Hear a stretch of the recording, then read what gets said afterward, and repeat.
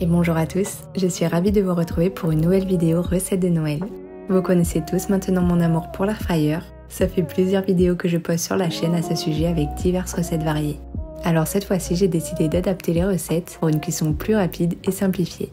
Comme d'habitude, vous pouvez retrouver le détail des recettes ainsi que le lien de tout ce que j'utilise dans cette vidéo en barre d'infos. Je vais commencer par réaliser des biscuits croquants au chocolat. La recette convient pour 9 parts. Alors n'hésitez pas à doubler les quantités si vous souhaitez en faire plus. Pour réaliser la pâte, je verse dans un saladier 100 g de beurre mou, suivi de 50 g de sucre, ainsi qu'un demi-sachet de sucre vanillé. Je balance l'ensemble des ingrédients jusqu'à qu'ils soient blancs et mousseux. J'ajoute ensuite 2 jaunes d'œufs, 130 g de farine, 20 g de cacao en poudre, ainsi qu'une pincée de sel. Je mélange à nouveau, puis je dilue légèrement la pâte avec 2-3 cuillères à soupe de lait.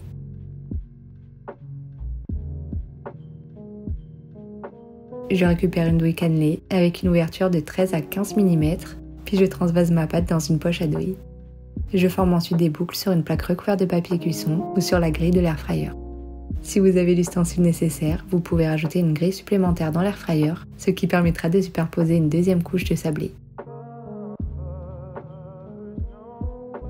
Je les cuis ensuite à l'air fryer 12 minutes à 170 degrés et pour une cuisson au four, ça sera entre 12 à 14 minutes à 180 degrés. Dès que les biscuits sont cuits, je les laisse légèrement refroidir. En attendant, je fais fondre 125 g de chocolat noir, soit au micro-ondes, soit au bain-marie. Je recouvre ensuite la moitié ou un tiers de chacun des biscuits. Vous pouvez éventuellement vous aider d'une cuillère pour étaler le chocolat. Je les dispose sur une plaque recouverte de papier cuisson et je les laisse durcir. Ils sont enfin prêts à la dégustation. C'est une super idée si vous faites un apéritif dînatoire ou même pour compléter une boîte de gâteaux à offrir. Ils se conservent une semaine grand maximum dans une boîte hermétique. Pour la recette suivante, c'est des petits sablés en forme de sucre d'orge. La recette ressemble à la première, mais avec des saveurs différentes. Vous pouvez réaliser environ 12 petits biscuits avec ces quantités. Pour réaliser la pâte, je place dans un saladier 80 g de beurre pommade, suivi de 40 g de sucre glace, puis je fouette jusqu'à obtenir un mélange crémeux.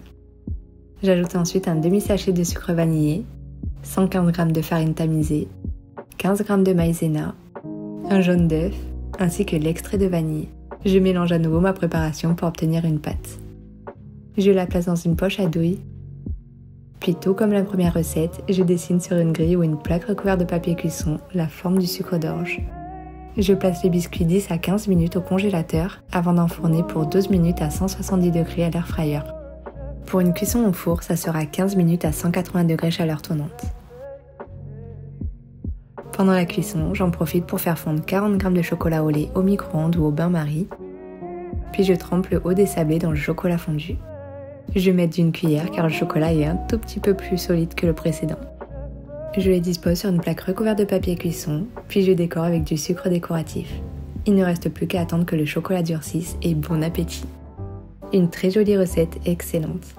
Vous pouvez remplacer le chocolat par du Nutella, du chocolat noir ou même du chocolat blanc. Pour la recette suivante, je vais préparer des petits chaussons aux pommes façon Noël. J'avais déjà réalisé cette recette l'année précédente et je la trouvais vraiment excellente. Je commence par déplier une pâte feuilletée rectangulaire, puis à l'aide d'un emporte-pièce en forme d'étoile, je dessine le maximum d'étoiles de pâte. J'ajoute la compote de pommes au centre de chacun, puis je place la pâte supérieure sur le dessus. J'appuie et je scelle avec une fourchette tout le tour afin d'éviter que lors de la cuisson les deux pâtes se décollent ou que la compote ne coule.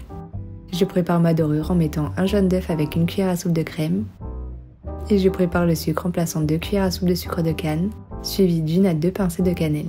Je badigeonne chacun de mes feuilletés et je saupoudre d'un peu de sucre de cannelle. Je place mes petites étoiles dans l'air fryer ou sur une plaque recouverte de papier cuisson et je les enfourne pour 10 minutes à 170 degrés à l'air fryer ou bien 10 minutes à 200 degrés au four. Dès la cuisson terminée, vous allez voir un joli caramel au-dessus de vos petits chaussons.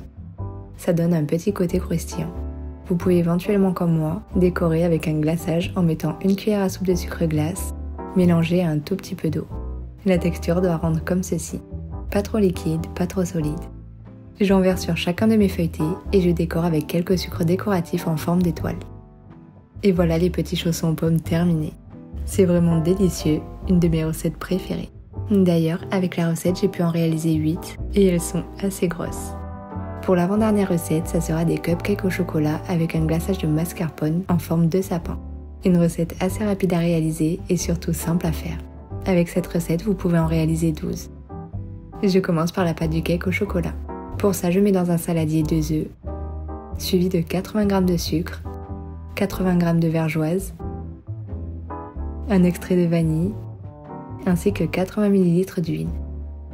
Je mélange, puis j'ajoute 100 g de farine, 45 g de cacao en poudre, une pincée de sel, un demi-sachet de levure chimique, et je mélange à nouveau la préparation. Il ne reste plus qu'à incorporer dans votre pâte 100 ml de lait. Personnellement, j'ai utilisé du lait de noisette pour lui donner un petit goût agréable supplémentaire. Je récupère ensuite les moules en silicone et je les remplis à mi-hauteur. Je les dépose dans mon air fryer pour 16 minutes à 170 degrés ou dans le four 20 minutes à 180 degrés. Dès la cuisson terminée, je les laisse refroidir et pendant ce temps, je prépare mon glaçage. Je dépose 250 g de mascarpone dans un saladier avec un petit peu de colorant vert.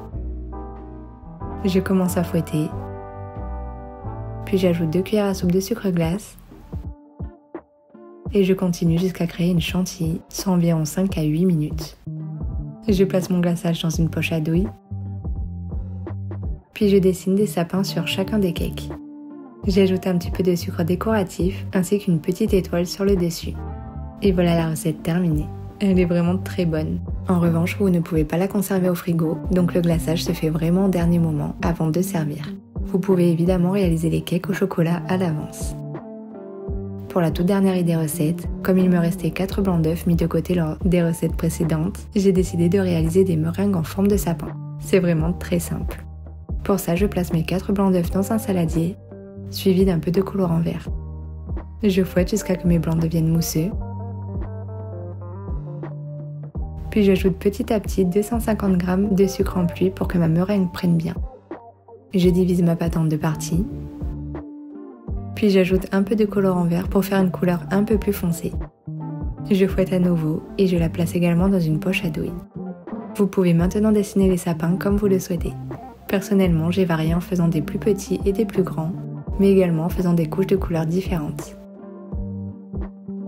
Je parsème d'un peu de sucre décoratif. J'ajoute une étoile au-dessus de chacun, puis j'enfonde pour 1h30 à 2h à 100 degrés. Et voilà les petites meringues terminées. Juste délicieux. Et je trouve que ça accompagne bien pour un apéritif dînatoire.